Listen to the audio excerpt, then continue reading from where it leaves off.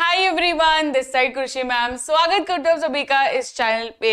तो आज है हमारा end game of biology, because हम लोग आज के लेक्चर में बायोलॉजी का पूरी तरीके से करने वाले हैं दी एंड, जिसमें मैं आप लोगों को स्टार्टिंग के दो चैप्टर्स यानी life processes and control and coordination, जो हमारे मेजॉरिटी बच्चों के हाफ ईयरली एग्जाम्स में आने वाले हैं, राइट। एंड बच्चों के हाफ ईयरली एग्जाम्स का कोई टाइम टेबल फिक्स नहीं रहता है, सो आप अपने अकॉर्डिंगली जो भी आपका डेट है उस हिसाब से आप अपना प्रिपरेशन स्टार्ट करिए।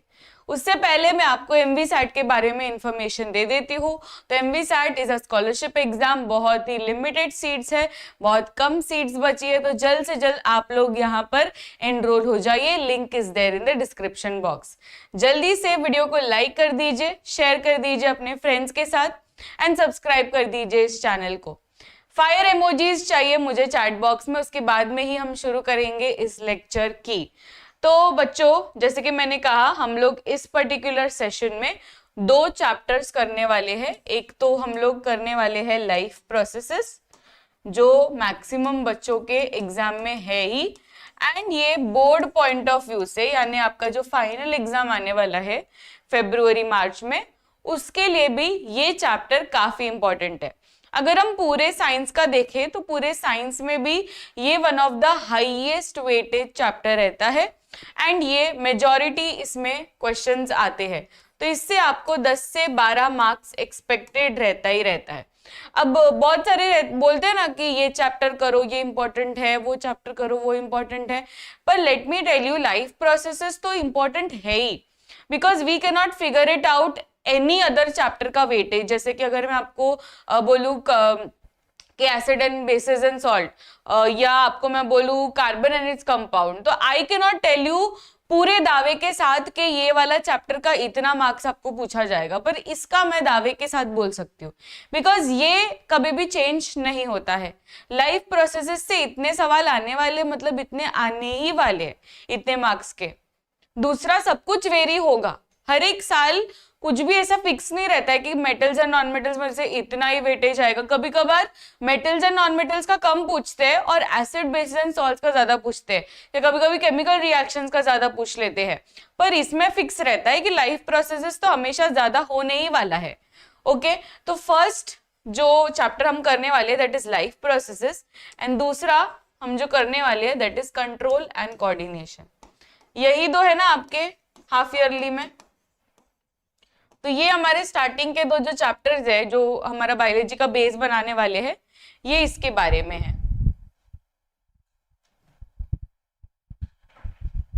चलिए, आ गए सारे बच्चे? लाइक कर दिया सभी ने?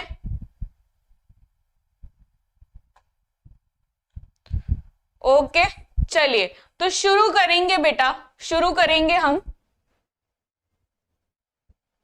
अब इसमें मैंने कोई भी ऐसे नॉर्मल क्वेश्चंस नहीं लिए हैं, इसमें मैंने मेजॉरिटी क्या सारे के सारे केस बेस्ड क्वेश्चंस यानी कॉम्पिटेंसी बेस्ड क्वेश्चंस ही लिए हैं।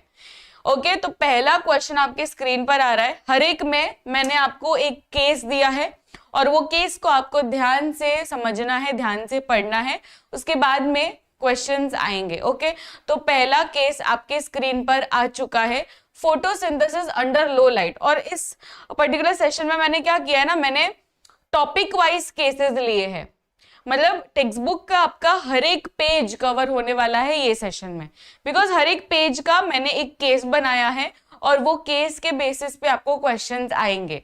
सो पहला हमारा जो टॉपिक है इस पर्टिकुलर सेशन का दैट इज फोटोसिंथेसिस। फोटोसिंथेसिस के ऊपर बहुत ज्यादा सवाल आते हैं हर साल में, और ऐसा कोई भी साल नहीं गया है जिसमें फोटोसिंथेसिस के ऊपर सवाल ना आया हो। जैसे कि आपको स्टेप्स इन्वॉल्व इन फोटोसिंथेसिस पूछ लेते हैं, what are the raw materials involve in photosynthesis ये पूछ लेते हैं। So it is very mandatory to like do photosynthesis topic. ठीक है, तो फोटोसिंथेसिस के ऊपर सवाल आ चुका है। यहाँ पर केस क्या दिया है, an indoor money plant with broad green leaves is kept near a north facing window where it receives only diffused light. After 2 weeks the plant remains healthy and continues to grow new shoots. अब इसमें आप लोगों ने पढ़ लिया तो हम लोग क्वेश्चन इसका देख सकते हैं, ठीक है। तो फर्स्ट क्वेश्चन आपकी स्क्रीन पर, explain how photosynthesis continues despite low intensity light. अब हम लोगों ने जस्ट देखा पैराग्राफ में ये लिखा था कि वो प्लांट को डिफ्यूज्ड लाइट दिया जा रहा है, यानी डायरेक्ट सनलाइट नहीं दिया जा रहा है, ठीक है, मतलब डिफ्यूज लाइट, काफी लो सनलाइट दिया जा रहा है। जैसे कि एक ट्रांसपेरेंट आप लोग मान लो सीलिंग है और उसमें से सनलाइट पास हो रही है। अब इसमें सनलाइट डायरेक्ट तो नहीं आ रही है, राइट, डायरेक्ट तो नहीं आ रही है, एकदम डिफ्यूज्ड वे में आ रही है। तो क्वेश्चन ये है कि how photosynthesis continues despite being in low intensity, come light में भी फोटोसिंथेसिस कैसे हो पा रहा है। किसी को आंसर आता है कि कम लाइट में फोटोसिंथेसिस कैसे हो पा रहा है, क्या ये पॉसिबल है? यस, फोटोसिंथेसिस कम लाइट में भी पॉसिबल है, क्योंकि फोटोसिंथेसिस में क्या होता है, फोटोसिंथेसिस में आपको चाहिए क्या, आपको चाहिए सनलाइट, आपको चाहिए सनलाइट, आपको चाहिए क्लोरोफिल,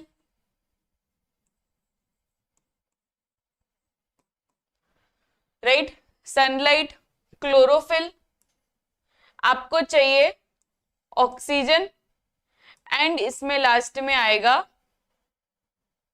सॉरी यहाँ पे कार्बन डाइऑक्साइड, एंड लास्ट में आएगा मिनरल्स एंड वाटर। अब ये सारी चीजों में से सब चीज तो उसको मिल रही है, इवन सनलाइट भी उसको मिल रही है, पर सनलाइट उसको कम मिल रहा है, लो सनलाइट इज देयर, बट मिल रहा है ना, that is more important. So sunlight diffused है कि low intensity, that doesn't matter, because उसको बाकी के सारी चीजें तो प्रॉपरली मिल रही है। तो chlorophyll pigments absorb even weak sunlight, अगर वीक सनलाइट रहेगा ना then also it's fine, because उसको सिर्फ सनलाइट चाहिए to carry out that particular reaction, क्योंकि फोटोसिंथेसिस एक रिएक्शन है, करेक्ट। तो फोटोसिंथेसिस रिएक्शन कंडक्ट करने के लिए उसे सनलाइट चाहिए रहता है, फिर वो लो इंटेंसिटी हो या हाई इंटेंसिटी हो, सिर्फ सनलाइट उसको चाहिए रहता है, दैट इज इंपॉर्टेंट। तो chlorophyll pigment absorb even weak sunlight to initiate the light dependent reaction producing ATP and NADPH, ठीक है। तो which phase of photosynthesis is least affected by light limitation, light का limitation रहा तो क्या affect हो रहा है, ये आपको पूछा है। अगर लाइट का लिमिटेशन रहा तो कौन सा फेज अफेक्ट होगा। तो यहां पर केल्विन साइकिल, अगर आप लोग यहाँ पे केल्विन साइकिल नहीं भी लिखोगे that is also fine, because हमारे एनसीईआरटी में कहीं पे भी मेंशन नहीं है, ठीक है, तो ये आप लोग स्किप भी कर सकते हैं। चलिए नेक्स्ट आपका टॉपिक जो केस बेस्ड क्वेश्चन आ रहा है that is related to lack of bile salts, okay. अब बाइल सॉल्ट्स कहां से प्रोड्यूस होते हैं, कोई बता सकता है मुझे चैट बॉक्स में। ये जो बाइल सॉल्ट्स है बच्चों, ये बाइल सॉल्ट्स आखिर कहां से आ रहे हैं, everyone in the chat box, bile salts किसमें पाए जाते हैं। Bile salts are present in dash, bile salts कहां पर रहते हैं, बाइल सॉल्ट्स कहां पर रहते हैं, वेरी गुड। बाइल सॉल्ट जो होता है it is present in the bile juice, and ये बाइल जूस कौन प्रोड्यूस होता है, ये बाइल जूस प्रोड्यूस करता है लिवर। क्या ये गॉल ब्लैडर प्रोड्यूस करता है? अब मैं आपको एक स्टेटमेंट देती हूँ, ठीक है, bile juice is produced by gall bladder, आप ट्रू बोलोगे कि फॉल्स बोलोगे। अगर आपको कोई एग्जाम में असर्शन रीजन आ गया, असर्शन बोल रहा है कि bile juice is produced by gall bladder, आप ट्रू बोलोगे कि फॉल्स बोलोगे एवरीवन। क्या ये गॉल ब्लैडर प्रोड्यूस करता है, बाइल जूस प्रोड्यूस करता है gall bladder? Very good, the answer is false, क्योंकि bile juice is not produced by gall bladder, it is produced by liver. ये जो लिवर ने प्रोड्यूस किया है बाइल जूस, ये बाइल जूस सिर्फ स्टोर एंड कॉन्सेंट्रेट होता है in the gall bladder, because maximum years में आपको ये सवाल पूछा गया है कि what is the function of gall bladder. So बहुत सारे बच्चे क्या लिख कर आते हैं कि gall bladder produces bile juice, जिससे एग्जामिनर ऑब्वियसली आपको रॉन्ग ही दे देगा और 0 मार्क्स देगा। सो हमेशा याद रखना गॉल ब्लैडर प्रोड्यूस नहीं करता, it just stores and concentrates, stores and concentrates bile. ठीक है, बाइल जूस को ये स्टोर और कॉन्सेंट्रेट करता है। अब बात करेंगे हम बाइल सॉल्ट्स की। What are bile salts? Bile salts do emulsification of fats. Okay, ये जो बाइल जूस है, ये बाइल जूस के अंदर बाइल सॉल्ट्स होते हैं, जिससे जो फैट होता है हमारे बॉडी में, हम जो भी खा रहे हैं, पिज्जा खा रहे हैं, पास्ता खा रहे हैं, भजिया खा रहे हैं, उसमें सब कुछ क्या है? लिपिड या तो फैट ग्लोब्यूल्स है। ये जो फैट ग्लोब्यूल्स है बेटा, ये फैट ग्लोब्यूल्स को तोड़ना जरूरी है, और ये कौन तोड़ता है? बाइल सॉल्ट्स तोड़ता है, ये याद रखना, इट इज बाइल सॉल्ट्स। अब मेरा एक और क्वेश्चन है, this emulsification of fats, does this require any involvement of enzymes?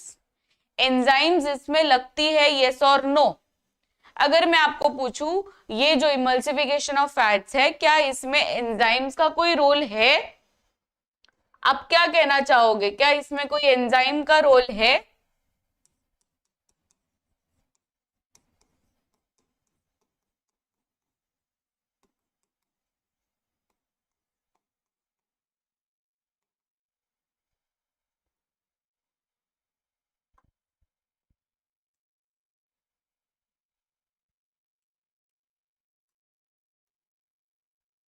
नहीं है। ओके, इसमें जो भी बच्चे कह रहे हैं मैम लाइपेज होता है, नहीं, लाइपेज नहीं होता है, लाइपेज इज नॉट देयर। यही तो सबसे बड़ी भूल करते हो आप लोग।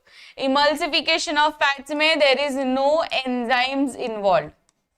ये जो बाइल जूस है इसमें ही कोई एंजाइम्स नहीं होता, तो आप इमल्सिफिकेशन में कहां से बात कर रहे हो?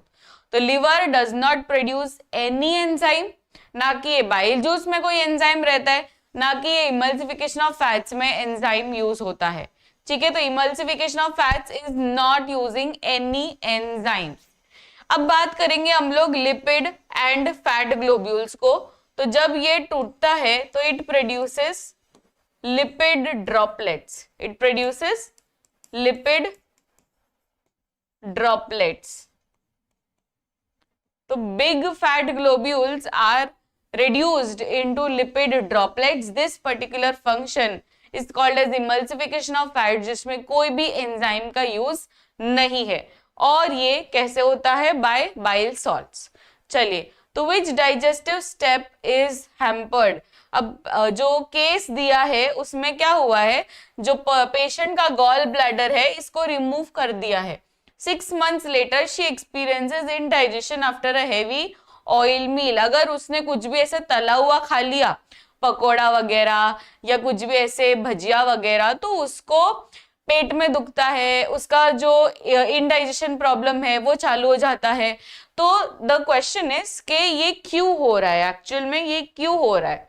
विच डाइजेस्टिव स्टेप इज हैम्पर्ड?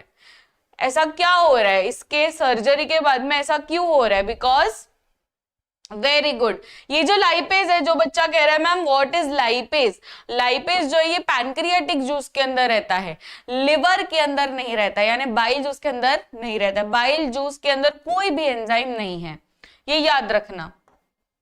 तो इसमें कौन सा डाइजेस्टिव स्टेप इज हैम्पर्ड? इसमें emulsification of fats is hampered, क्योंकि इसमें इमल्सिफिकेशन फैट्स हो ही नहीं रहा, राइट? इसमें हो ही नहीं रहा because the gall bladder is remove. तो गॉल ब्लैडर नहीं है तो फिर ये चीज कैसे हो पाएगी? हो पाएगी क्या? नहीं हो पाएगी।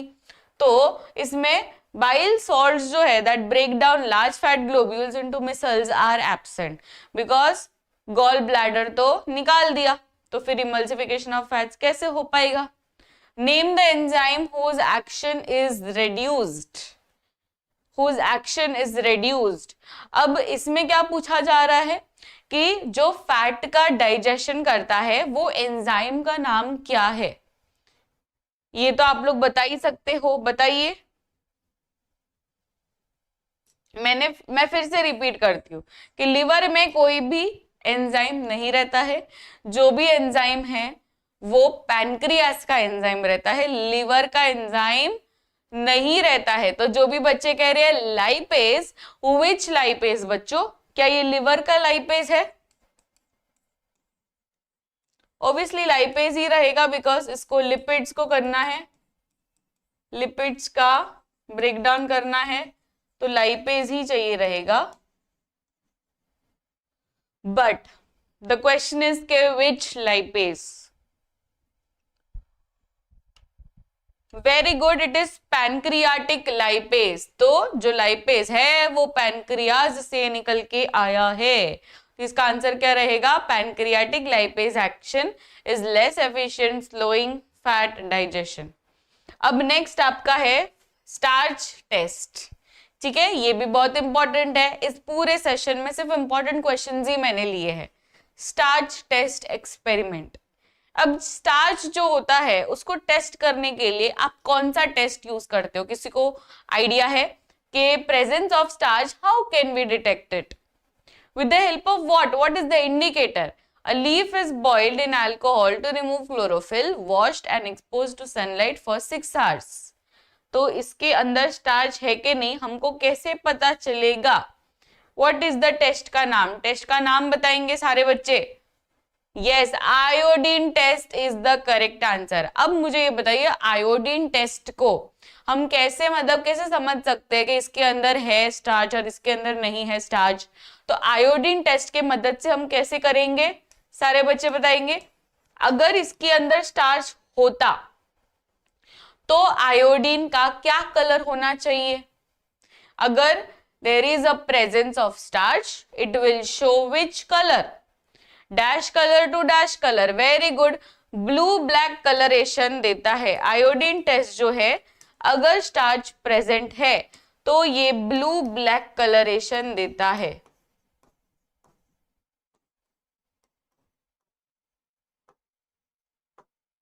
ब्लू ब्लैक कलरेशन देता है iodine test. So it is the best test to test the presence of starch. अगर आपको कहीं पे भी ऐसे कंफ्यूजन है कि इसके अंदर स्टार्च है कि नहीं, तो डायरेक्टली आयोडीन डाल देना चाहिए और इससे ब्लू ब्लैक कलर दिया तो इसका मतलब है कि उसके अंदर है starch. Why does the leaf turns blue black after iodine test? अब ये जो लीफ था इसने जो टेस्ट करने रखा तो ये तो पूरा का पूरा ब्लू ब्लैक हो गया। इसका मतलब क्या है बच्चों? What conclusion can you draw from this experiment? अगर ये ब्लू ब्लैक कलर हो रहा है इसका मतलब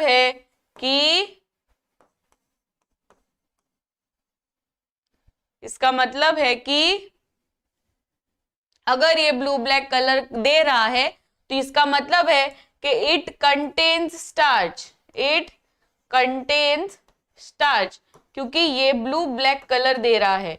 मान लेते हैं इसके अंदर ब्लू ब्लैक कलर ना दिखाई देता तो इसका मतलब है कि उसके अंदर स्टार्च नहीं प्रेजेंट है। पर बेटा जरा सोचिए कि उसके अंदर अगर स्टार्च नहीं प्रेजेंट होता तो what would be the cause? अब इसके अंदर स्टार्च है पर आपको पता ही रहेगा क्यों है इसके अंदर स्टार्च। किसी को पता है लीफ के अंदर क्यों है starch? Why does it show the presence of starch? क्या लीफ के अंदर स्टार्च होना जरूरी है? और अगर आपको लगता है कि जरूरी है तो क्यों जरूरी है? जरा सोचिए और मुझे आंसर दीजिए। देखो ये सारे PYQs है जो मैं आपको अभी ओरली पूछ रही हूँ ना कि स्टार्च क्यों इंपॉर्टेंट है, स्टार्च क्यों दिखाई देता है, ये सब कुछ आया हुआ है पेपर में। तो बताइए स्टार्च क्यों इंपॉर्टेंट है, स्टार्च क्यों लीफ के अंदर दिखाई देता है? बिकॉज एवरीवन, बहुत ही बढ़िया Manish, Soni, yes the answer is correct कि बिकॉज लीव्स जो होते हैं, leaves are the site where photosynthesis happens. तो जो फोटोसिंथेसिस है अगर वो प्लांट कर रहा है मतलब वो लीव्स को यूज कर रहा है एंड जैसे ही वो ग्लूकोज बनता है that glucose is stored in the form of starch in leaves, right? क्योंकि फोटोसिंथेसिस में ग्लूकोज बनता है और वो जो एक्स्ट्रा ग्लूकोज रहेगा जो प्लांट को अभी नहीं चाहिए तो वो स्टोर कर देगा in the form of starch. ठीक है, तो ये जो स्टार्च का प्रेजेंस है it will be shown by this blue black coloration which is nothing but the iodine test. तो sunlight allows carbon dioxide fixation, starch formed reacts with iodine giving a blue black coloration. और अगर ये blue black colouration दिखाई दिया, इसका मतलब है कि वो लीफ के अंदर स्टार्च है और वो लीफ कर रहा है फोटोसिंथेसिस। समझ में आ रहा है? ये एक इंडिकेटर है कि प्लांट असल में फोटोसिंथेसिस कर रहा है कि नहीं कर रहा है, बिकॉज ये हमको दिखाई थोड़ी देगा कि ये देखो ये फोटोसिंथेसिस कर रहा है, ये नहीं कर रहा है, हमको ऐसे नहीं दिखाई देगा। हमको लीफ को चेक करना पड़ेगा। अगर लीव्स के अंदर स्टार्च प्रेजेंट है, इसका मतलब है कि वो प्लांट फोटोसिंथेसिस कर रहा है। अगर लीफ के अंदर स्टार्च नहीं प्रेजेंट है, तो इसका मतलब है कि वो फोटोसिंथेसिस नहीं कर रहा है। Okay, next question. अब यहाँ पर आपको हाई एल्टीट्यूड ट्रैक के बारे में बोला है। A mountaineer climbing 5000 metre feels dizzy and breathes rapidly. मतलब अगर कोई माउंटेनर है, वो बहुत ज्यादा एकदम ऊपर चढ़ान तक चल के गया वो, और अब लास्ट में वो हाफ रहा है। ओके, वहां पर अभी ऑक्सीजन की कमी हो रही है, तो why does breathing rate increases. चलो ये तो एग्जांपल दिया कि पहाड़ चढ़ने का। अगर आप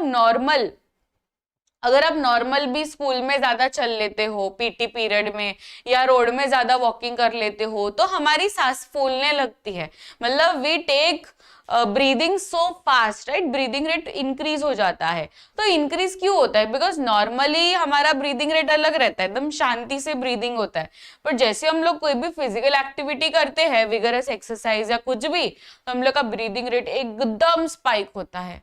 तो what is the cause of breathing rate increase? Because very good, because जब हम कोई भी फिजिकल एक्टिविटी करते हैं तब हमको ज्यादा से ज्यादा ऑक्सीजन की रिक्वायरमेंट होती है, because at that moment all the cells are working in our body, और सभी सेल्स को काम करने के लिए सिर्फ एक चीज चाहिए रहती है, bare minimum oxygen.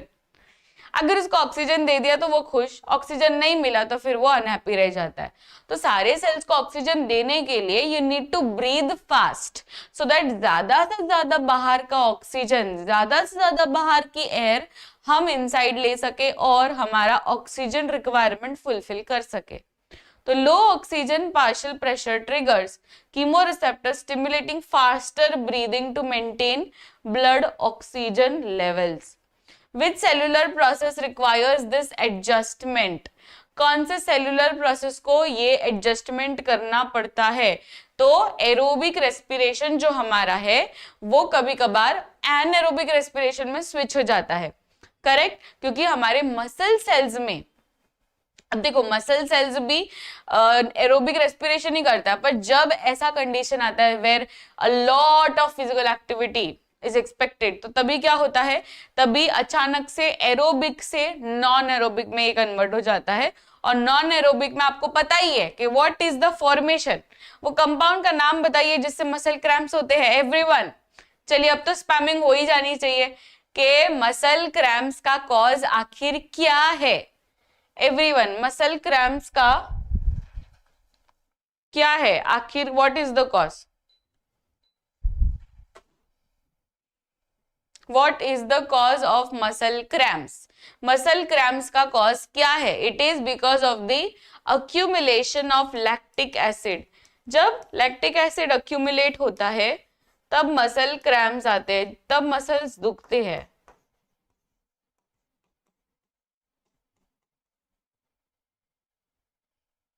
Accumulation of lactic acid। चलिए तो अब हम लोग पढ़ेंगे carbo loading by athletes. Before a marathon runners eat pasta and rice. कोई भी आप एथलीट को देख लो या कोई भी मतलब ऐसे स्पोर्ट पर्सन को देखोगे ना, तो स्पोर्ट से पहले ये पास्ता, राइस या एनी कार्बोहाइड्रेट थिंग दे ईट, ठीक है, रोटी हो गया, वो एकदम प्रोटीन वाला ज्यादा नहीं खाते, उल्टे का कार्बोहाइड्रेट ज्यादा खा रहे हैं, फैट्स भी ज्यादा नहीं खा रहे, बिकॉज कार्बोहाइड्रेट से क्या होता है, आपको इंस्टेंट एनर्जी मिलती है। देखो carbohydrates are for instant energy, fats are for long term energy. मतलब अगर आपका प्लान है कि आज मुझे ना सिर्फ एक ही बार खाना है, so what you should do is you should eat more fats in your body, because fats आपको फुलफिल रखता है for a longer period of time, because fats are not easy to digest, so it takes a lot of time to digest, जिससे आपको जल्दी से भूख नहीं लगती है। तो fats are for long term thing, whereas carbohydrates are for your instant energy. अब किसी को चक्कर आता है तो तभी अब आप लोग कोई भजिया या कुछ ऐसा फैट वाला चीज खिलाते हो क्या? नहीं, आप उसको ग्लूकॉन डी पिला दोगे या ओआरएस पिला दोगे या नींबू पानी पिला दोगे जिसमें शुगर है, विच इज कार्बोहाइड्रेट। तो carbohydrate gives you an instant energy. तो एथलीट्स को क्या करना है? एथलीट्स को अभी भागना है, राइट? अभी उसको इंस्टेंट एनर्जी चाहिए। सो इसलिए कार्बोहाइड्रेट्स वो लोग खाते हैं जिसमें एकदम ज्यादा से ज्यादा कार्बोहाइड्रेट्स हो। क्रेब्स साइकिल, ईटीएस, ये सब कुछ मैक्सिमम एटीपी आपको वहां से मिल जाएगा कार्बोहाइड्रेट से। ब्रीदिंग इन फिश, अब ये क्वेश्चन आया हुआ है बोर्ड एग्जाम के 2024 में कि breathing rate, if we compare aquatic animals and terrestrial animals, there is a vast difference between them। मैं आपको क्वेश्चन ये पूछ रही हूं कि ब्रीदिंग रेट जो, ध्यान से मेरी बात सुनिए और मुझे आंसर बताइए इसका, कि अगर मैं ब्रीदिंग रेट टेरेस्ट्रियल का देखूं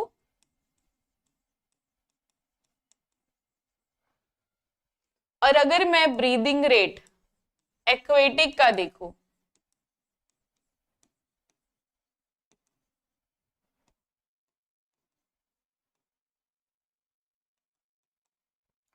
तो किसका ज्यादा होता है? मुझे ये क्वेश्चन का आंसर चाहिए कि ब्रीदिंग रेट जो है अगर मैं दोनों को कंपेयर करूं तो किसका ज्यादा और किसका कम?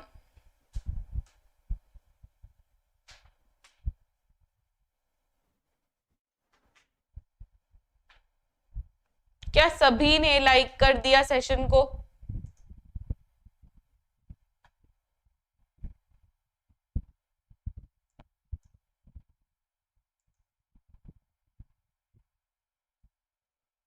Very good. अगर हम ब्रीदिंग रेट की बात करें बच्चों, तो ब्रीदिंग रेट ज्यादा रहता है in case of aquatic which is high and terrestrial which is low। Breathing rate इसमें ज्यादा और इसमें कम, क्यों? बिकॉज इसमें आपको रेडिली अवेलेबल ऑक्सीजन मिल रहा है, यानी आपको एटमॉस्फेरिक ऑक्सीजन मिल रहा है।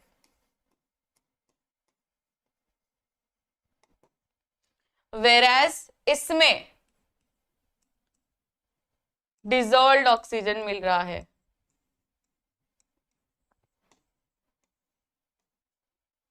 ठीक है, इसमें डिजॉल्व्ड ऑक्सीजन मिल रहा है और इसमें एटमॉस्फेरिक ऑक्सीजन मिल रहा है।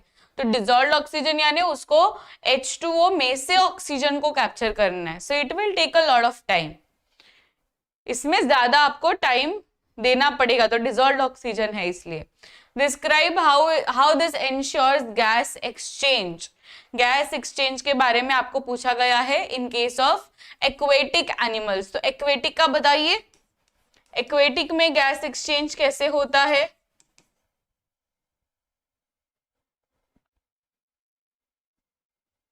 इनके पास एक ऑर्गन रहता है, ब्रीदिंग ऑर्गन, जिनका नाम है गिल्स। वेरी गुड, इनका नाम है गिल्स। तो एक्वेटिक के पास गिल्स रहते हैं जिससे पानी अंदर जाएगा, फिर वो पानी में से H2O में से O निकाला जाएगा, यानी ऑक्सीजन निकाला जाएगा, राइट? इस तरीके से वो लेते जाएंगे oxygen and carbon dioxide gills से निकालते जाएंगे। So gills are their breathing organs. इस तरीके से उनका गैसियस एक्सचेंज होता है। Why is counter current flow important? Counter current क्यों इंपॉर्टेंट है? अगर काउंटर करंट नहीं होता तो फिर ये ब्रीदिंग रेट हो ही नहीं पाता, ब्रीदिंग हो ही नहीं पाता। ठीक है, तो counter current is important because एक तरफ से ऑक्सीजन अंदर और दूसरी तरफ से कार्बन डाइऑक्साइड निकाला जाएगा। तो counter current flow maintains a concentration gradient for efficient oxygen transportation and absorption. This is very important kidney के ऊपर। अब किडनी के अंदर बहुत सारे फिल्ट्रेशन यूनिट्स है। किसी को पता है वो फिल्ट्रेशन यूनिट्स का नाम? एवरीवन, किडनी के अंदर बहुत सारे फिल्ट्रेशन यूनिट्स है और वो फिल्ट्रेशन यूनिट्स का नाम क्या है? इसके अंदर मल्टीपल फिल्ट्रेशन यूनिट्स है।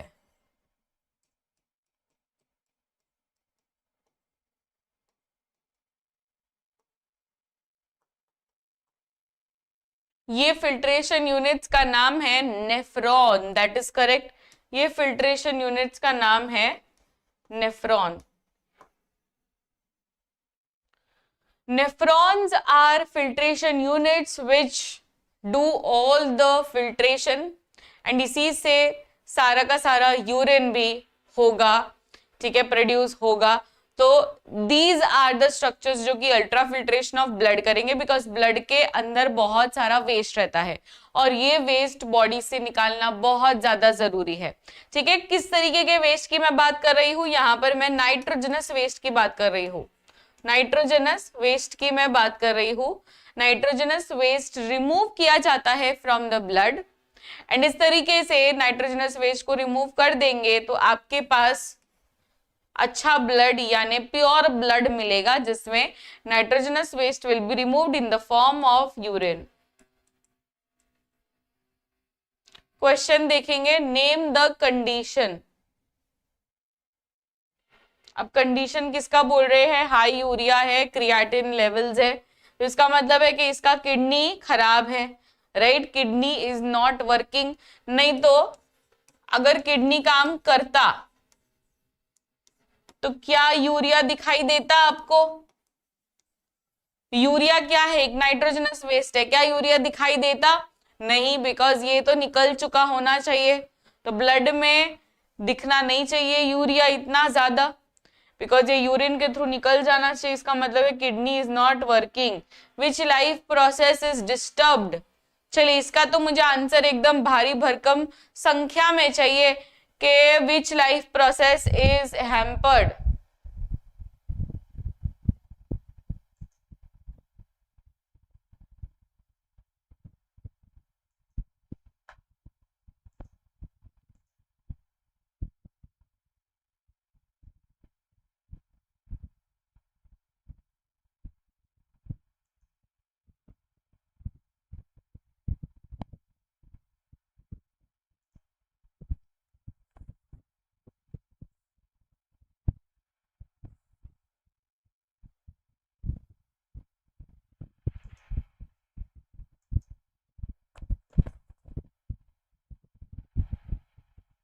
Excretion, very good.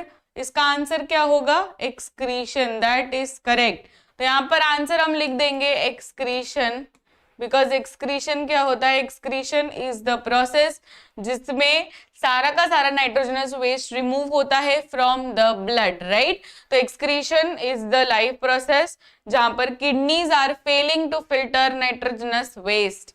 Suggest a medical treatment, ये हमारे एनसीईआरटी में ही गिवन है कि अगर किडनीज काम नहीं कर रही है तो patient goes for dash, patient goes for, अगर किसी की किडनी काम नहीं कर रही है बाई चांस, तो वो किडनी काम नहीं करेगी तो कुछ आर्टिफिशियल चीज हमको बिठानी पड़ेगी जिसका नाम है आर्टिफिशियल किडनी या तो हीमोडायलिसिस, राइट। किडनीज का ट्रांसप्लांट भी कर सकते हैं जिससे नई किडनी आ जाएगी, पर उसमें एक ब्लड रिलेशन होना चाहिए। डायलिसिस में क्या होता है, एक डब्बा होता है जो किडनी जैसा काम करता है, तो इसमें जो पेशेंट का ब्लड है वो निकाला जाएगा, मतलब वो एक सुई और पाइप से, और वो ब्लड जा रहा है टू द डब्बा, वो डब्बे में सारा नाइट्रोजनस वेस्ट रिमूव कर देगा और फिर से उसका ब्लड लेकर फिर से उसके बॉडी के अंदर डाला जाएगा। This is how dialysis function.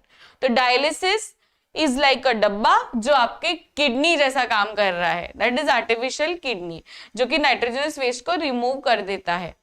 Now सेलाइन watering experiment, 2 identical potted plants were watered, one with normal water और अदर जो है वो 10% सॉल्ट सोल्यूशन से वाटर किया है। Compare transpiration rates, transpiration rate में क्या फर्क पड़ेगा, नॉर्मल वाटर है और दूसरा सॉल्ट वाटर है, तो ट्रांसपिरेशन क्या करता है, transpiration helps to pull the water right from down to up. तो saline water plant shows markedly low transpiration, कम ट्रांसपिरेशन होगा क्योंकि इसमें सॉल्ट भी मिक्स्ड है। पर अगर नॉर्मल वाटर की बात करें तो वो फटाफट से उसका ट्रांसपिरेशन हो जाता है। एक्सप्लेन द डिफरेंस, ये डिफरेंस आखिर क्यों, कि saline water and normal water में क्यों डिफरेंस है, because high external solute reduces water potential, roots absorb less water, because अब देखो सॉल्ट सोल्यूशन है, किसको पसंद है सॉल्ट सोल्यूशन, तो रूट्स भी ना बहुत धीरे धीरे ये चीज को एब्जॉर्ब करेंगे, वो भी एकदम अचानक से नहीं करेंगे। Lowering stomatal opening and hence transpiration. Petroleum jelly coated leaf. अब बच्चों ये 2024 में PYQ आया हुआ है, वैसलीन के ऊपर PYQ था, ठीक है।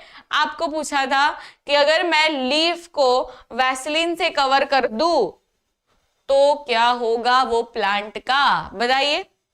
अगर मैं आज वैसलीन के लीव्स को पूरी तरीके से कोट कर दूं, ठीक है, वैसलीन से पूरी तरीके से कोट कर दूं और 2 दिन के बाद में देखूंगी या 10 दिन के बाद में देखूंगी, तो क्या ये ऐसा का ऐसा फ्रेश रहेगा, प्लांट के कुछ हो जाएगा उसके साथ?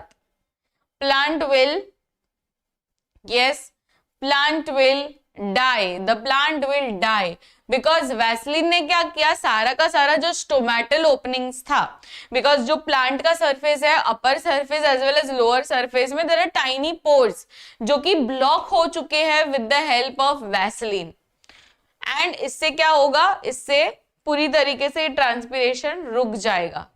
Predict the effect of photosynthesis and transpiration. Photosynthesis में क्या फर्क पड़ेगा, अगर मैंने पेट्रोलियम जेली डाला तो फोटोसिंथेसिस में क्या फर्क पड़ेगा बच्चों? फोटोसिंथेसिस कर पाएगा क्या? अगर लीफ को पूरी तरीके से वैसलीन से कोट कर दिया तो क्या उसका स्टोमेटा फ्री है? नहीं, स्टोमेटा तो ब्लॉक हो चुका है, तो फोटोसिंथेसिस हो पाएगा क्या? नहीं हो पाएगा, तो फोटोसिंथेसिस भी नहीं हो पाएगा और ट्रांसपिरेशन भी नहीं हो पाएगा, बिकॉज जो पोर्स है वो ब्लॉक हो चुके हैं विथ वैसलीन, जिससे एक्सचेंज ऑफ गैसेस रुक चुका है।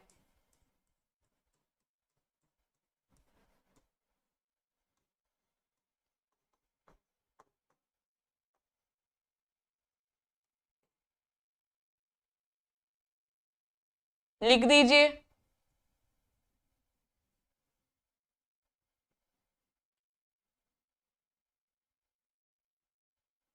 ओके, एक्सचेंज ऑफ गैसेस रुक चुका है।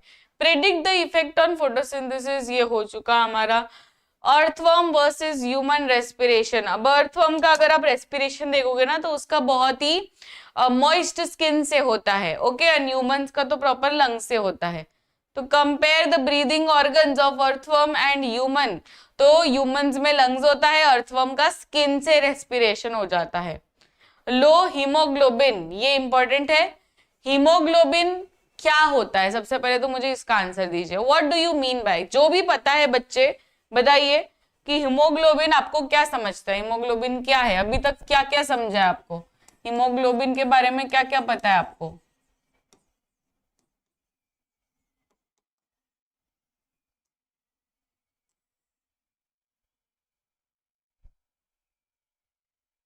कहां पर रहता है हीमोग्लोबिन?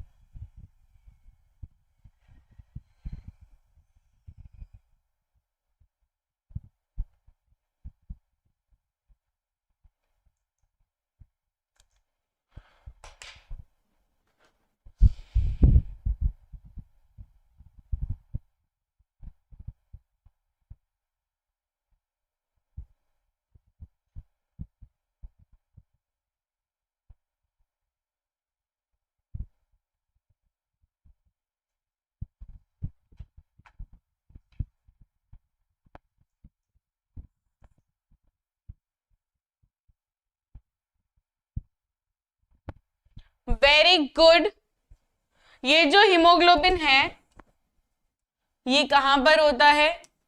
हीमोग्लोबिन जो है it is in the RBC. Haemoglobin का घर है RBC.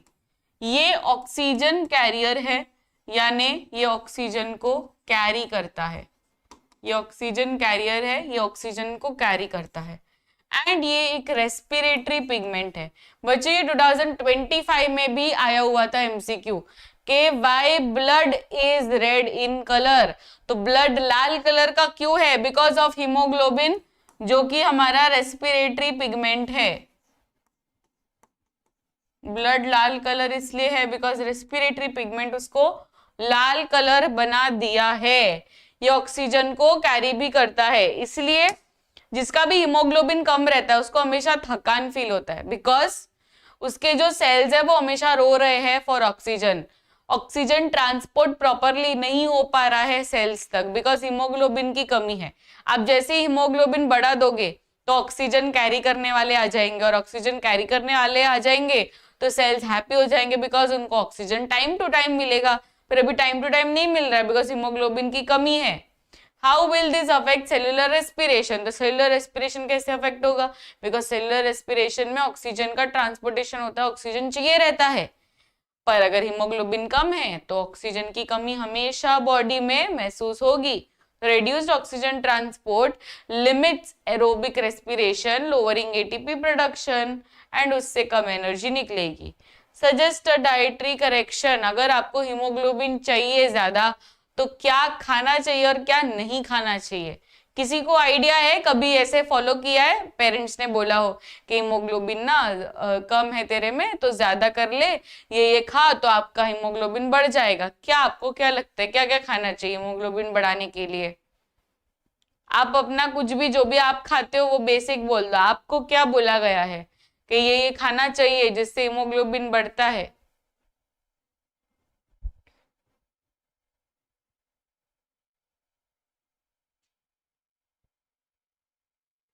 Iron rich food, right? क्योंकि हीमोग्लोबिन के अंदर क्या रहता है? आयरन रहता है, तो आयरन रिच फूड्स तो आपको खाना ही पड़ेगा। तो iron rich foods, spinach, jaggery, legumes and vitamin C to improve absorption. ठीक है, तो इससे हो जाता है dietary. Blocked pancreatic duct, blocked pancreatic duct, अब patients pancreatic duct is blocked by a stone. अगर पैनक्रियास का रास्ता बंद हो जाए तो क्या लगता है आपको पैनक्रियास का क्या क्या फंक्शन है? कुछ है क्या फंक्शन पैनक्रियास का? क्या लगता है बच्चों? चलिए बताइए पैनक्रियास का फंक्शन क्या है? एवरीवन, पैनक्रियास का फंक्शन क्या है? In case of digestion predict the digestive consequence. देखो पैनक्रियाट का डक्ट ब्लॉक हो चुका है तो इसका मतलब है कि पैनक्रियास का जो भी सिक्रीशन रहेगा वो स्मॉल इंटेस्टाइन तक नहीं पहुंच पा रहा है। ठीक है, वो प्रोड्यूस तो कर रहा है पर पहुंच ही नहीं पा रहा। तो क्या क्या ये प्रोड्यूस करता है एवरीवन? क्या क्या ये प्रोड्यूस करता है? Very good. क्या क्या प्रोड्यूस करता है? सबसे पहली चीज जो पैनक्रियाटिक जूस में होती है that is trypsin. Trypsin does dash digestion. Next है लाइपेस एंड लास्ट है पैनक्रियाटिक अमाइलेज।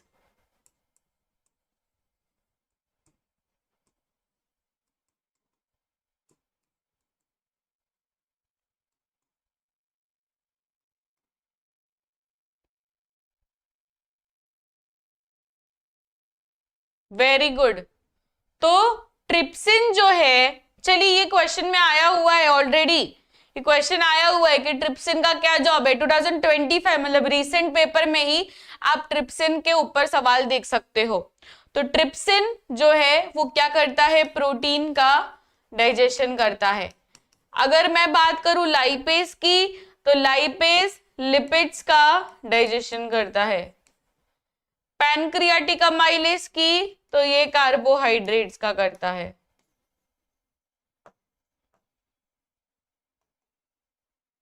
कार्बोहाइड्रेट्स का डाइजेशन करता है।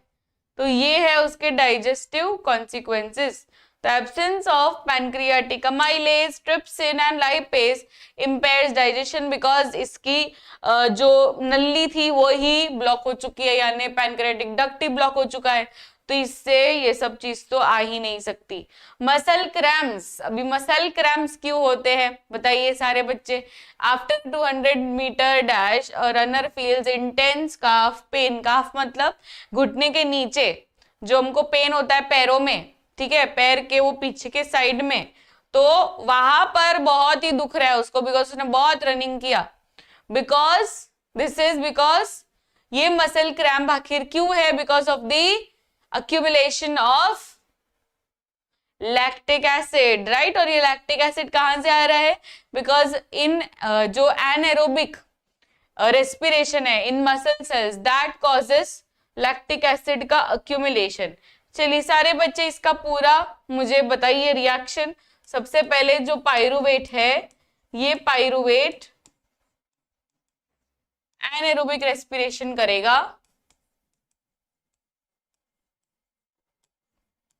और ये होता है इन the muscle cells. Muscle cells में लैक्टिक एसिड बनेगा plus energy, and this lactic acid itself is the cause of muscle cramps.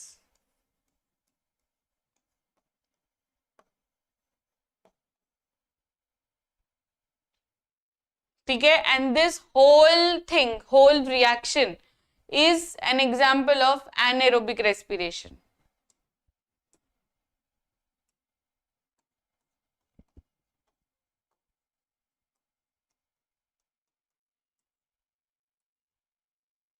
ये क्या है ये बच्चों? एनाएरोबिक रेस्पिरेशन।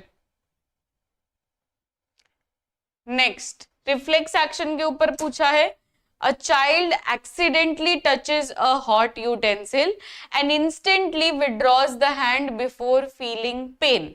अब यहाँ पर क्या हो रहा है? अचानक से, अभी उसको नहीं पता कि अंदर गर्म चीज है, उसने टच किया और उसको लगा गर्म चटका और उसने इंस्टेंटली वो हाथ रिमूव कर दिया। ठीक है, छोटे बच्चे की बात हो रही है।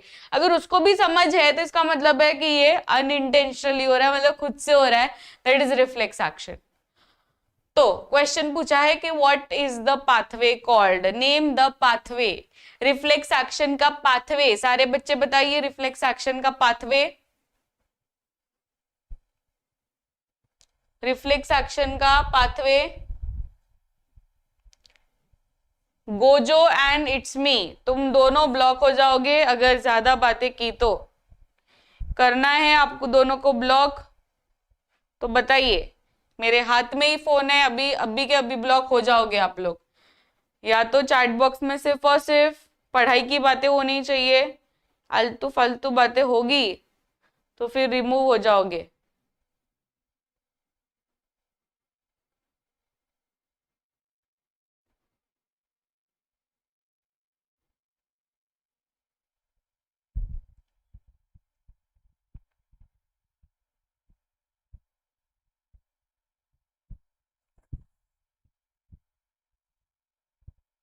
चलिए आगे बताइए, आंसर बताइए।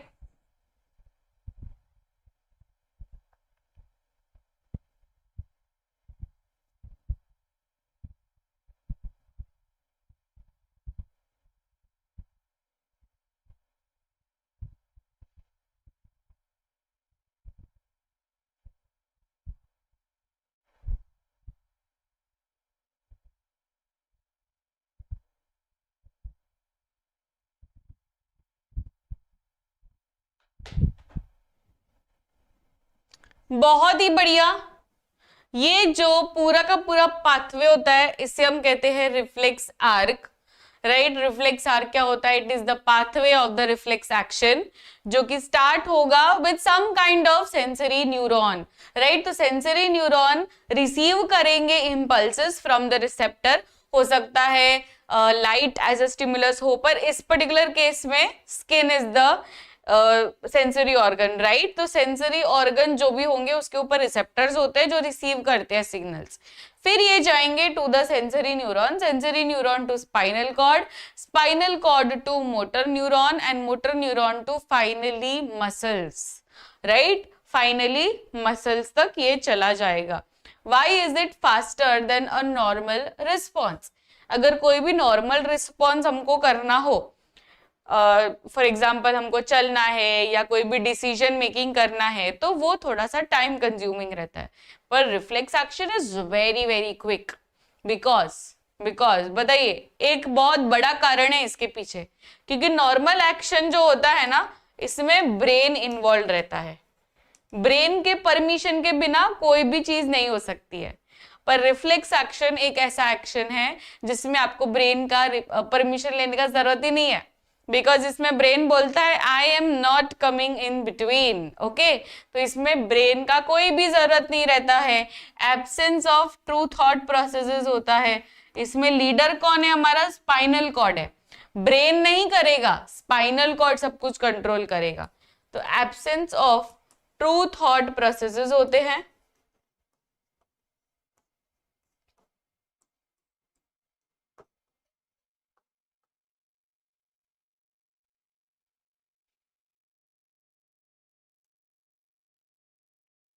ठीक है, इसमें देखो बाईपासेस द ब्रेन, मतलब ब्रेन का इसमें जरूरत है ही नहीं। इसमें कौन इंपॉर्टेंट है? इसमें स्पाइनल कॉर्ड इंपॉर्टेंट है, ब्रेन इंपॉर्टेंट नहीं है। फोटोट्रोपिज्म इन टमेटो प्लांट्स। अब फोटोट्रोपिज्म के ऊपर बात हो रही है। फोटोट्रोपिज्म, चलिए अभी तो control and coordination chapter start हो चुका है।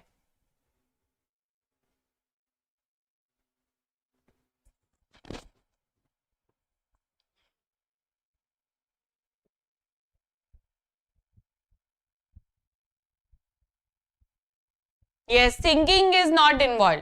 देखो ब्रेन का मेन फंक्शन ही रहता है कि थिंकिंग करना। अगर आप किसी भी एक्शन में ब्रेन को इन्वॉल्व करोगे ना तो वो सोचने लग जाएगा और सोचने में टाइम वेस्ट हो जाता है। फोटोट्रोपिज्म के बारे में बात हो रही है। Now what is phototropism? Photo यानी क्या? Light, right? फोटो यानी क्या? लाइट। फोटोट्रोपिज्म, तो फोटो यानी लाइट, एंड ट्रोपिज्म यानी ट्रोपिक मूवमेंट।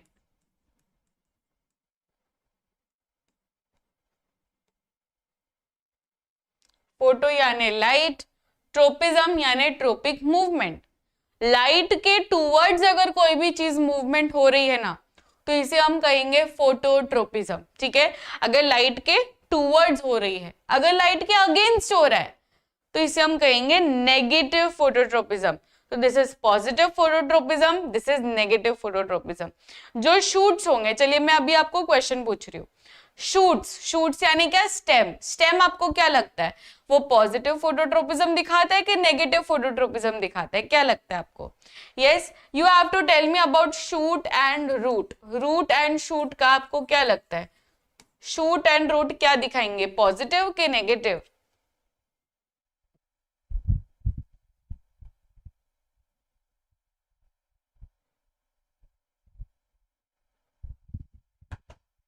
यस, शूट जो होंगे these will show positive phototropism because shoots हमेशा towards light जाते हैं, राइट? नेक्स्ट बात करेंगे रूट की, तो रूट हमेशा नेगेटिव यानी ये अगेंस्ट द लाइट जाते हैं। तो एक होता है टुवर्ड्स लाइट, एक होता है against light, and that is how phototropism works. So tomato seedlings kept near a sunny window bend towards light. ये bending of light आखिर क्यों होता है? What is the hormone? It is auxin. Auxin क्या होता है? एक ग्रोथ प्रमोटर हार्मोन है, राइट? ऑक्सिन क्या करता है? ऑक्सिन टुवर्ड्स द लाइट यानी बेंडिंग ऑफ द स्टेम में हेल्प करता है। बिकॉज जब भी लाइट आता है ना तो जो भी ऑक्सिन रहेगा वो उसके उल्टे दिशा में चला जाता है, जिससे ये जो स्टेम है वो बेंडिंग दिखाता है towards the light. So this is how it works. ठीक है, फोटोट्रोपिज्म इस तरीके से काम करता है। Next is cerebellum injury. Cerebellum injury, अभी सेरेबेलम इंजरी क्या है? तो सेरेबेलम जो है ये कौन से ब्रेन का हिस्सा है, कोई बता सकता है मुझे चैट बॉक्स में? सेरेबेलम जो है वो पूरे ब्रेन में कौन से पार्ट का हिस्सा है? एवरीवन, कौन से पार्ट का हिस्सा है? एवरीवन,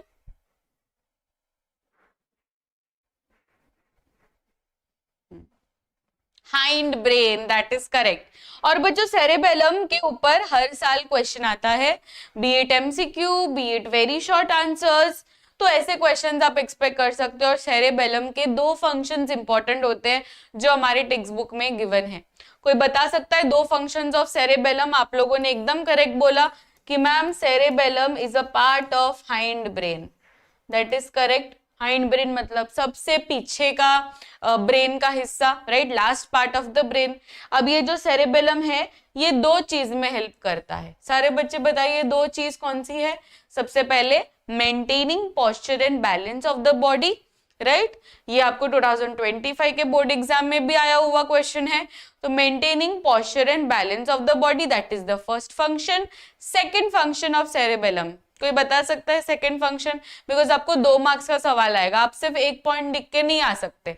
तो maintaining posture and balance of the body, ये तो है ही, posture and balance of the body ये तो है ही। दूसरा फंक्शन क्या है बच्चों? It is about precision. Very good. अब जैसे कि अगर मुझे सही से चलना है, या दूसरा कोई वॉलंटरी एक्शन बोल दो, अगर मुझे पानी पीना है, तो अगर सेरेबेलम बराबर नहीं रहेगा ना, तो वो इतना सिंपल एक्शन यानी सिर्फ पानी पीने वाला एक्शन भी अच्छे से नहीं कर पाएगा। या आपको मैं अगर बोलूं कि चलो ये पेन उठाओ, तो ये पेन भी नहीं उठा पाएगा। So this is how cerebellum helps in maintaining posture and balance of the body. And दूसरा है कि it helps in precision of voluntary actions, precision of voluntary actions.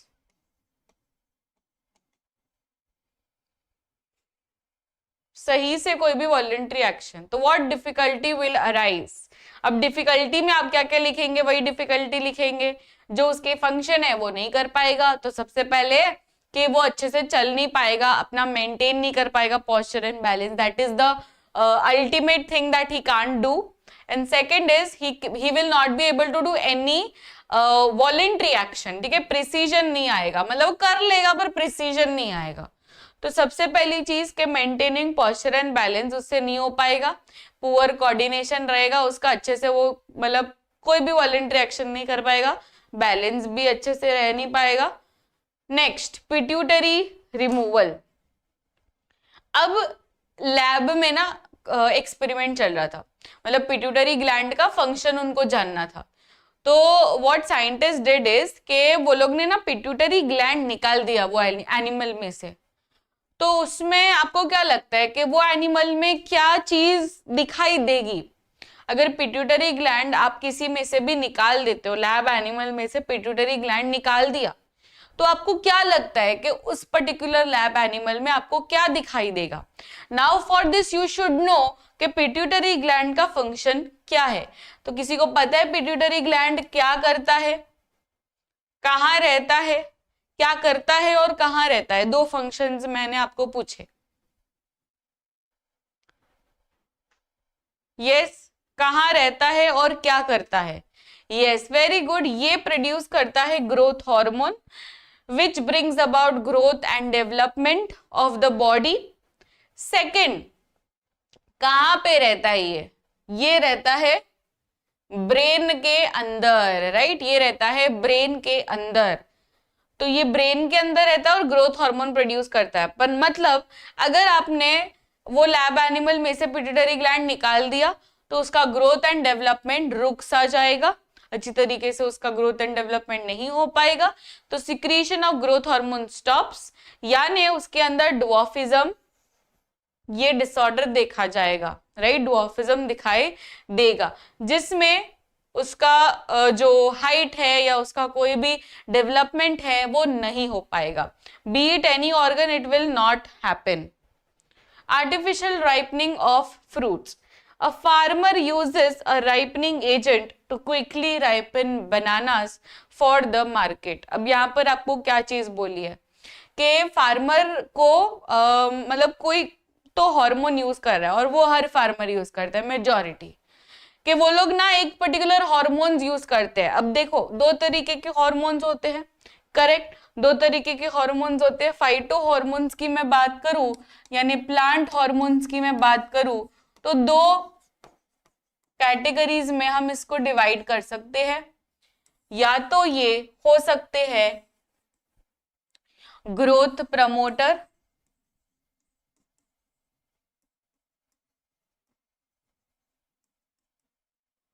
या तो ये हो सकते हैं ग्रोथ इनहिबिटर।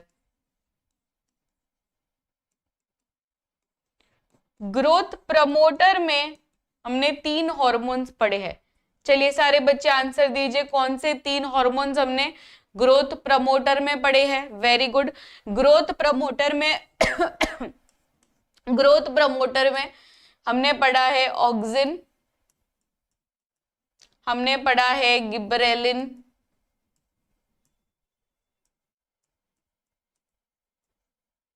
हमने पढ़ा है साइटोकिनिन्स।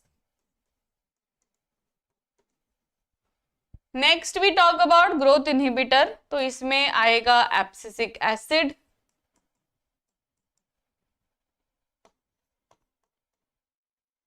एंड दूसरा है इथिलीन।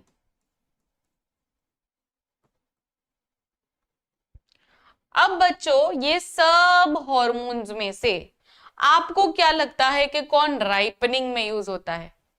मतलब कच्चे आम जो होते हैं वो पक जाते हैं, अगर आप ये हार्मोन दोगे, कच्चा पपया पक्का पपया बन जाएगा। टमेटोज को अगर हम ऐसे पैक कर दे तो भी वो कच्चे से पक्के हो जाते हैं। With the help of which hormone? Yes, that is correct. And ये आपके सैंपल पेपर में भी आया हुआ है। ये वाला जो सवाल है ना, ये आपके दिस 2026 वाला सैंपल पेपर जो अभी 1-2 महीने पहले रिलीज हुआ था, इसके में इथिलीन के ऊपर सवाल आया हुआ है। तो identify the hormone and it's action. ये जो राइपनिंग हो रहा है वो कौन से हार्मोन से हो रहा है? So answer will be ethylene. Answer will be ethylene. And ethylene क्या करता है? राइपनिंग करता है। इसको आप भूल से भी ग्रोथ प्रमोटर में मत डालना। ये क्या है? ये ग्रोथ इनहिबिटर है। Ethylene is a gas hormone, ये कोई लिक्विड हार्मोन नहीं है, ये एक गैस हार्मोन है। इसलिए जब भी हमको कुछ भी मतलब पकाना रहता है, जैसे कि टमेटोस पकाना है या आम पकाना है या पपया पकाना है, तो उसको हमेशा ऐसा पैक किया जाता है, कोई भी पेपर में या किसी के अंदर भी उसको पैक किया जाता है। फिर थोड़े टाइम के बाद आप देखोगे तो यार ये पक गया। तो ये चीज हम लोग कैसे देख पा रहे हैं? Because ethylene is a gas, अगर आप उसको खुला रखेंगे तो वो उड़ जाएगा। So if you wanted to act you have to pack it. तो इसलिए इथिलीन जो गैसियस हार्मोन है ये करता है राइपनिंग, ठीक है, ये करता है राइपनिंग, एंड इसको हमेशा पैक में रखना पड़ता है। It is a growth inhibitor, ये याद रखना। ये प्रमोटर नहीं है, इनहिबिटर है। प्रमोटर में सिर्फ वही 3 को याद रखना है, ऑक्सिन, गिबरेलिन, साइटोकिनिन। फिर एब्सिसिक एसिड और इथिलीन में आ जाएगा ये वाला hormone, that is growth inhibitor में। तो इथिलीन गैस इसका आंसर है। टच मी नॉट मूवमेंट, तो टच मी नॉट प्लांट तो सभी को पता ही होगा और सभी ने इसको देखा ही होगा और सभी ने ये एक्सपेरिमेंट किया ही होगा। इसको हम लोग छुई मुई या शर्मिला प्लांट भी बोलते हैं, जिसके लीव्स को अगर आप टच करोगे तो वो डायरेक्टली बंद हो जाता है। किसी ने किया है ये एक्सपेरिमेंट? किया है? यस। गांव में या कहीं पे भी आप जाओगे तो ये प्लांट मतलब इजीली अवेलेबल रहता है, और आप लोगों ने यार कभी तो किया ही रहेगा लाइफ में। किया है? यस, किया है ना। तो इसमें क्या होता है, ये जो मूवमेंट वो दिखाता है, वैसे तो हम लोग बोलते हैं कि प्लांट तो मूवमेंट नहीं दिखाते, पर प्लांट मूवमेंट दिखाते हैं। 2 तरीके के मूवमेंट दिखाते हैं, right. Plant movements are of 2 types. या तो ये हो सकता है ट्रोपिक मूवमेंट्स, जो प्लांट मूवमेंट्स है वो 2 टाइप्स के हैं।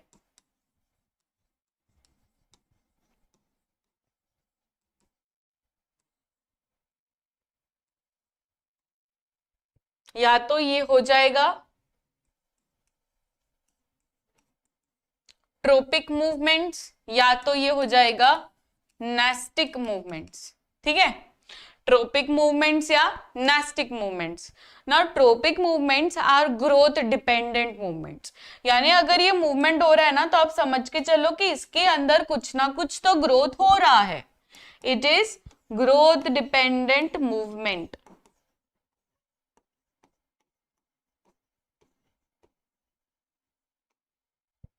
ग्रोथ डिपेंडेंट है एंड ये डायरेक्शनल है, एंड इसमें कोई ना कोई आपको स्टिम्युलस रिक्वायर्ड रहेगा।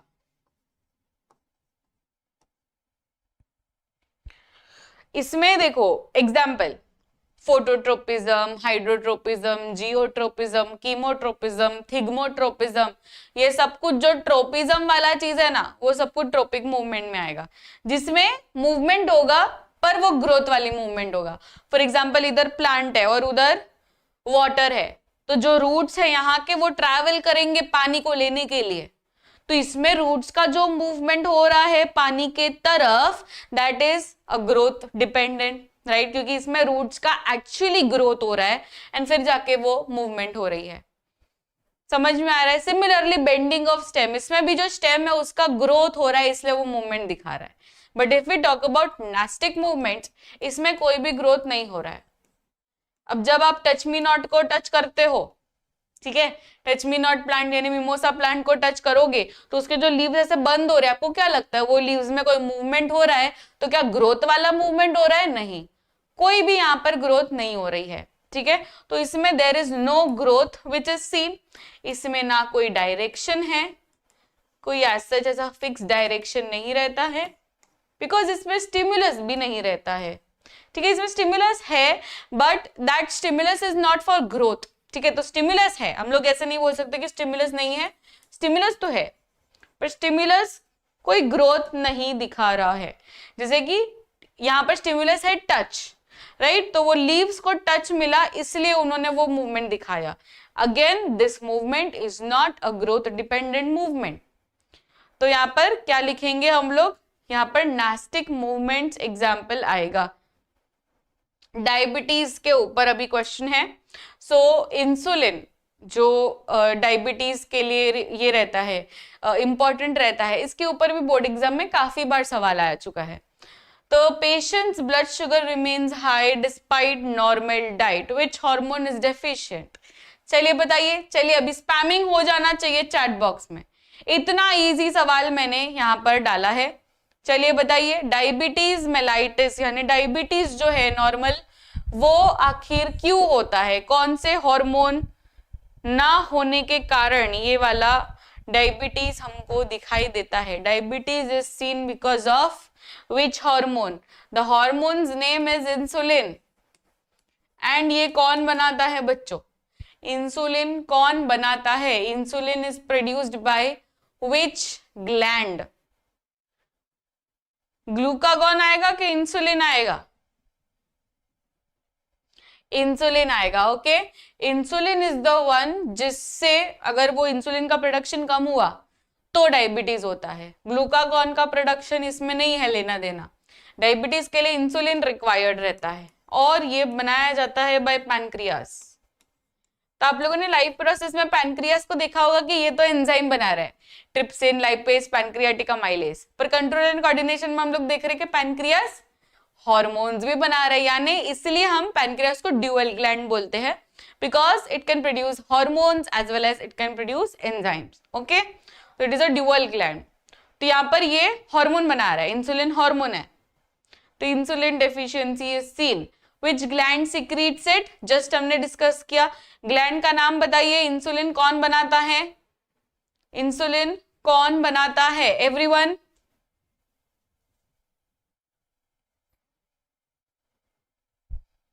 Very good, insulin is produced bye pancreas. Next, adrenaline. Adrenaline कौन बनाता है? किसी को पता है? एड्रेनलिन रश, ये तो मतलब नाम सुना हुआ है, एड्रेनलिन रश। जब भी रोलर कोस्टर में जाते हैं या कोई भी ऐसा एडवेंचरस चीज आपने किया तो आपके अंदर ना एड्रेनलिन रश आएगा। और वो एड्रेनलिन रश आखिर क्यों आता है? Because there is one gland which produces adrenaline. तो adrenaline is produced by adrenal glands. तो जो हमारी किडनी होती है वो किडनी के ऊपर there is a gland और ये ग्लैंड का नाम है एड्रीनल ग्लैंड, ठीक है। वो ग्लैंड का नाम क्या है? एड्रीनल ग्लैंड, जो प्रोड्यूस करता है एड्रेनलिन। एंड एड्रेनलिन जो है it is an emergency hormone. ये 2023 में पूछा गया सवाल है कि विच ऑफ द फॉलोइंग, आपको हार्मोन्स की लिस्ट दी गई थी और आपको पूछा था कि which of the following is an emergency hormone.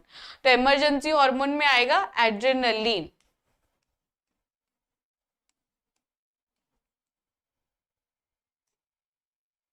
Now we talk about thyroid. तो woman shows swelling in the neck and fatigue, उसको एकदम थकान सा महसूस हो रहा है, स्वेलिंग भी हो चुका है, पूरा का पूरा नेक स्वेल हो चुका है, बिकॉज यू नो कि thyroid gland is present in the neck. ठीक है, जो नेक का swelling, it is a sign के थायराइड ग्लैंड में कुछ तो इश्यू चल रहा है। अभी ये जो थायराइड ग्लैंड है वो एक हार्मोन बनाता है, ठीक है, थायराइड हार्मोन्स बनाता है। ये जो थायराइड हार्मोन है उसका प्रोडक्शन करने के लिए आपको एक मिनरल रिक्वायर्ड रहता है डाइट में, दैट इज आयोडीन।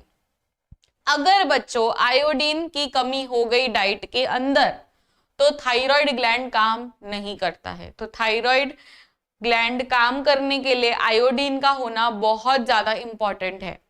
ठीक है, so iodine deficiency in the diet can cause inefficiency in the working of the thyroid gland, and thyroid gland अगर काम नहीं करेगा तो ये थायराइड हार्मोन नहीं बनाएगा, थायराइड हार्मोन नहीं बनेगा तो फिर गॉइटर होगा, हाइपोथायराइडिज्म होगा, बहुत कुछ होगा उसके अंदर।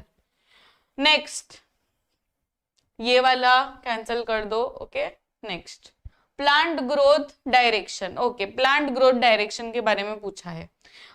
Roots of the potted plant always show downwards even when the pot is tilted.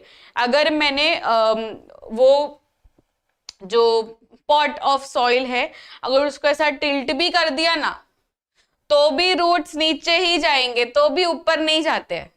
मतलब मैं क्या बोल रही हूँ आपको कि ऐसे अगर नॉर्मल रहता है प्लांट तो समझते हैं कि नीचे ही जाएंगे, पर अगर मैंने पॉट को पूरा उल्टा भी कर दिया तो भी वो नीचे ही जाते हैं, तो भी वो ऐसे ऐसे नहीं जाएंगे, स्ट्रेट नहीं जाते। तो इसका मतलब क्या है? Which kind of movement they are showing? Can anybody tell me in the chat box which kind of movement roots are showing? Roots are showing which movement? Roots are showing which movement, everyone?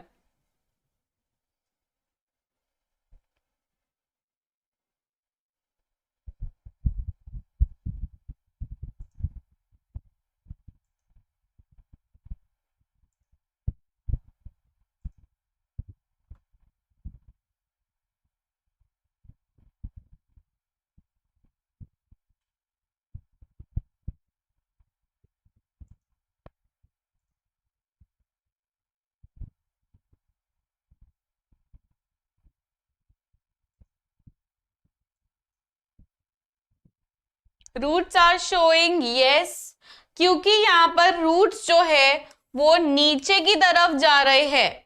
तो नीचे क्या है? Gravity है, right? तो gravity के towards जाना यानी geotropism. देखो वैसे तो आप लोग बहुत कुछ लिख सकते हैं, यहाँ पर आप बोल सकते हो कि हाइड्रोट्रोपिज्म बोल सकते हो रूट्स का, फिर नेगेटिव फोटोट्रोपिज्म बोल सकते हो, पर ये सब आएगा ही नहीं बिकॉज क्वेश्चन में क्लियरली आपको बोला है कि रूट्स आर गोइंग डाउन। अभी नीचे इतना एकदम क्लियर बोल दिया है तो फिर आपको क्या बोलना चाहिए? इसमें जियोट्रोपिज्म ही बोलना चाहिए, ठीक है, पॉजिटिव जियोट्रोपिज्म।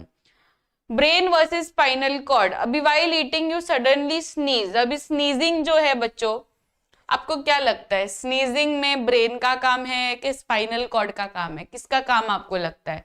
स्नीजिंग अभी हम लोग सोच के छींक खाते हैं क्या? अभी कफिंग तो समझता है, कफिंग में मतलब खांसी खाना इज कॉन्शियस, अगर मुझे खांसी खाना रहेगा आई कैन डू इट, अगर मुझे रोकना होगा I can do it, but क्या छींक को रोक सकते हैं? नहीं, छींक इज लाइक अनकॉन्शियस। तो उसमें ब्रेन का रहता है कि स्पाइनल कॉर्ड का योगदान रहता है? किसका योगदान रहता है छींक में? It is N involuntary, right? भाई जॉनी जॉनी को तो ब्लॉक करना पड़ेगा। किधर किधर से आ जाते हैं। यस, तो इसमें स्पाइनल कॉर्ड का ज्यादातर की रहेगा। सो it is a reflex action जिसमें स्पाइनल कॉर्ड का ज्यादातर की रोल रहेगा। हार्मोनल कोऑर्डिनेशन इन मेंस्ट्रुएशन, अभी इसमें मेंस्ट्रुएशन के ऊपर पूछा है, ठीक है, you all know right, menstruation which is an indicator in puberty in females. So explain the roles of FSH, LH, estrogen and progesterone in maintaining a normal cycle. So FSH, LH, estrogen and progesterone, these are the four hormones which play an important role in the menstrual cycle, जिससे girls में puberty आता है, right. Secondary sexual characteristics during puberty, ये कैसे show होता है, with the help of these four hormones. Okay, so here this was it for this particular session. तो आज हम लोगों ने बायोलॉजी के टॉप क्वेश्चंस किए, ठीक है. एंड अब हम लोग नेक्स्ट सेशन में यानी परसों के सेशन में मिलेंगे. सो मैं सोच रही हूँ एक तगड़ा सा सेशन जिसमें मैं पूरा वन शॉट आपको करवा दूं, जिसमें केमिस्ट्री एंड बायोलॉजी दोनों इंक्लूड करो. तो थर्सडे के सेशन में I want everyone to be present because it will be a धमाकेदार सेशन जिसमें आपको मैक्सिमम पार्टिसिपेट करना है. आपका हाफ ईयरली हो या ना हो, आपको आना ही है वो सेशन में. Okay, so see you all in the next session. This side Krishi ma'am signing off. मिलते हैं नेक्स्ट सेशन में. Till then keep smiling, take care, bye everyone. And जो भी बच्चे एंड तक बने रहे, जरूर से इस वीडियो को लाइक करना और कमेंट सेक्शन में प्रेजेंट मैम कमेंट कर देना, ठीक है. So thank you so much, bye.